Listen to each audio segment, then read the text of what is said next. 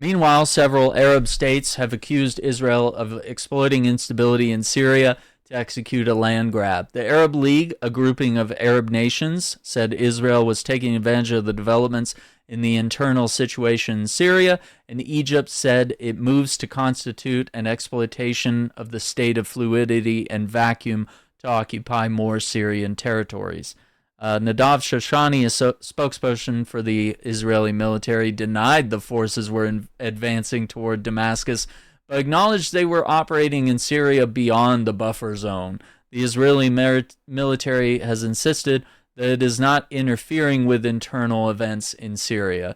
Katz said in a statement on Monday that Israel was creating a security zone free of heavy strategic weapons and terrorist infrastructures in southern Syria beyond the buffer zone. Yeah, that's just insane. And of course, you can see the Golan Heights is well into Syria if we pull up the map right here. So territory was seized by Israel from Syria in 1967 during the Six-Day War and annexed in 1981. It's considered occupied territory under international law and UN Security Council resolutions.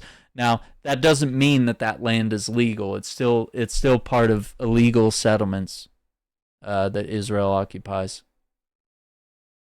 So, Israeli ground forces entered Syrian territory after Netanyahu on Sunday ordered the military to seize that demilitarized area of separation between Israeli-occupied Golan Heights and the rest of Syria. That zone was established in 1974 after Israeli forces responding to a Syrian attack captured the Golan Heights in 1967. Israel annexed the territory in 1981, but still considered to be occupied Syria under international law. There you go. So Israeli officials have refused to give details on how far Israeli forces will advance or how long they will stay there. There you go. That's deny. Danny Danon, Israel's ambassador to the United Nations, told the Security Council in a letter on Monday that his country had deployed temporarily in few points. He said they were limited and temporary measures to counter any further threat to its citizens. I guess we'll just have to see about that. That's very interesting. Geir Penderson, UN Special Envoy to Syria, on delisting terrorist entities, he says, we need to see that when we move forward that there's actually a transitional body established in Damascus that is inclusive of all communities and is not dominated by one armed group.